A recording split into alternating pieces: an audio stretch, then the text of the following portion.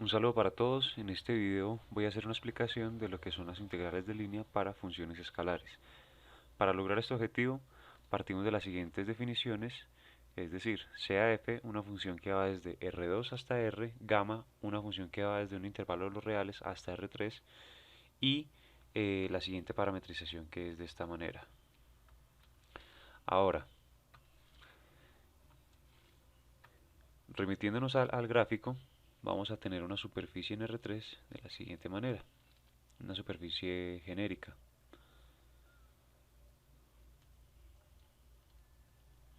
La función va a ser z igual a f de xy, es decir, la función que va desde R2 hasta R. Sobre esta superficie se va a graficar una curva, que es precisamente la curva gamma.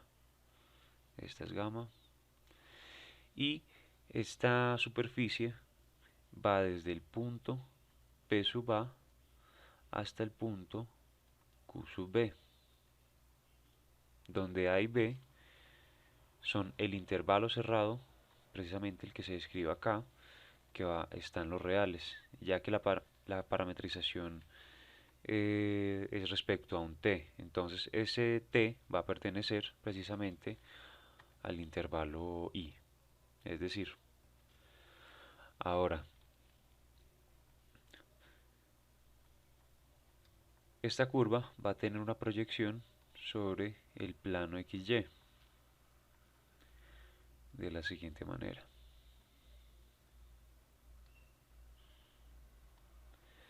Entonces, si nosotros quisiéramos calcular el área que, digamos, está contenida dentro de este barrido desde el plano XY hasta la curva, todo esto,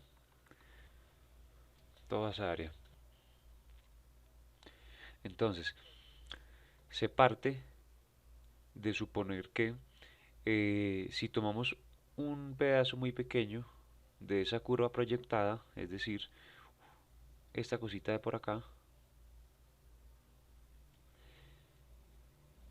podemos utilizar una aproximación mediante rectángulos. Es decir, si esta cosa de acá es la base, pues la altura sería precisamente esta, asumiendo que ambos lados, es decir, este y este, miden lo mismo. Entonces, para poder hacer esto, primero tendríamos que calcular, o bueno, poder calcular cuánto vale este pequeño segmento de acá. Entonces, para lograr esto, se hace un zoom de esta manera y se grafica ese pequeño segmento. Se envía un radio vector desde el origen del plano XY hasta cada uno de los extremos de ese segmento de recta. Perdón si no me queda tan recto, pero por lo menos que se entienda es lo importante. Siendo este radio vector R1 y este radio vector R2. Entonces, para calcular esta longitud, se sabe que tenemos que hallar la diferencia entre ambos radiovectores, lo que nos da un delta R.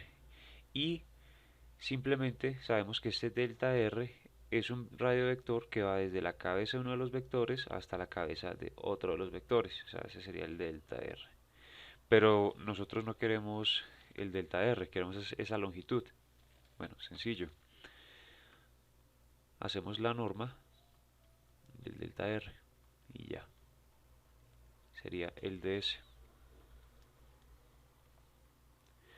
Pero como nosotros queremos es calcular todos los delta s de acá para poder obtener cada uno de los rectángulos, pues decimos que este es un delta S1, ¿sí?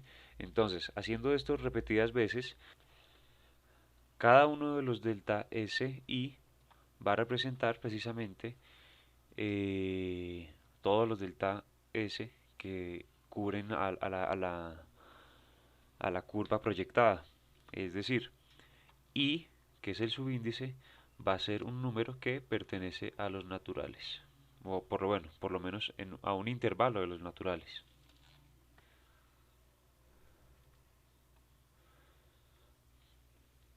Entonces, reordenando un poco las cosas, obtenemos simplemente esto.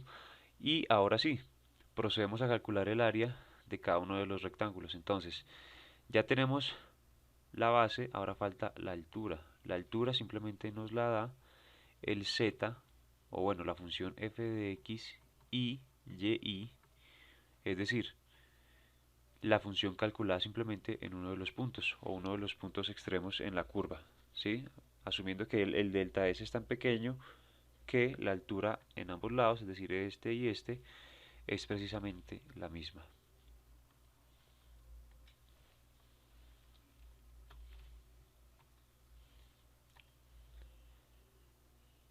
Ahora sí, el área de ese pequeño segmento, ahora sí un segmento cualquiera, va a ser simplemente f de xy, y multiplicado por delta si.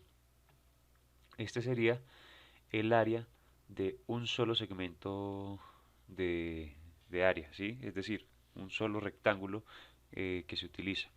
Entonces, para aproximarnos al área total, es simplemente hacer la sumatoria desde i que empieza de 1 a n de f de xy, y multiplicado por dsi. Esta sería la aproximación.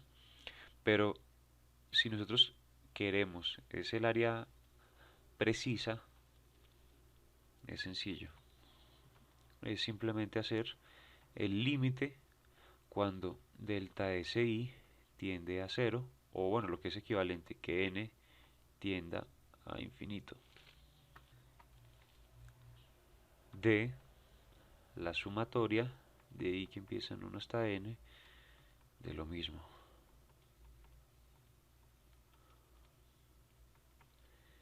Y como ya saben, esto es simplemente la integral que va desde p a q de la función f de x por ds. Entonces, tomando esto último, es decir, de la integral que va desde p hasta q de la función f de xy por ds, aunque bueno, esta integral se puede simplificar o reducir un poco diciendo que es la integral sobre la curva, ¿sí? Es igual a qué. Entonces, recordando que la función está parametrizada, o sea, la curva está parametrizada con un t. ¿Qué pasa si nosotros quisiéramos calcular la integral respecto a ese parámetro? Por ejemplo, si estuviéramos en física, ese t podría ser simplemente el tiempo, un intervalo de tiempo. Pues bueno, hacemos lo siguiente. Ahora sí, la integral que va desde p hasta q de la función f de x de t, y de t multiplicado por ds. Pero recordemos que el ds se obtiene partiendo del r, ¿sí?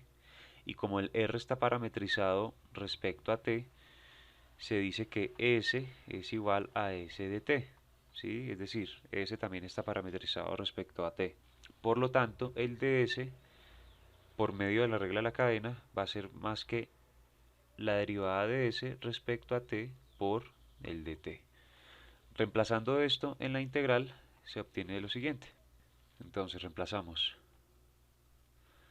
la integral de f de xt, yt, multiplicado por la derivada de s respecto a t, pero, o sea, ¿esto a qué equivale? A la norma de la derivada del radio vector parametrizado en t, pero derivado respecto a t, ¿sí? Entonces ponemos acá eso.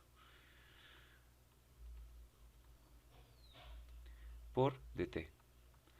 Y esta integral iría desde a hasta b, recordando que a y b son el intervalo cerrado al que t pertenece.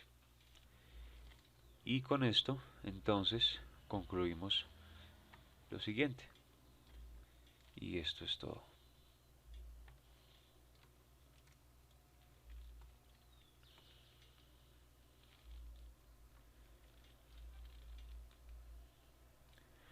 Esta es la famosa integral de línea para funciones escalares. Muchas gracias.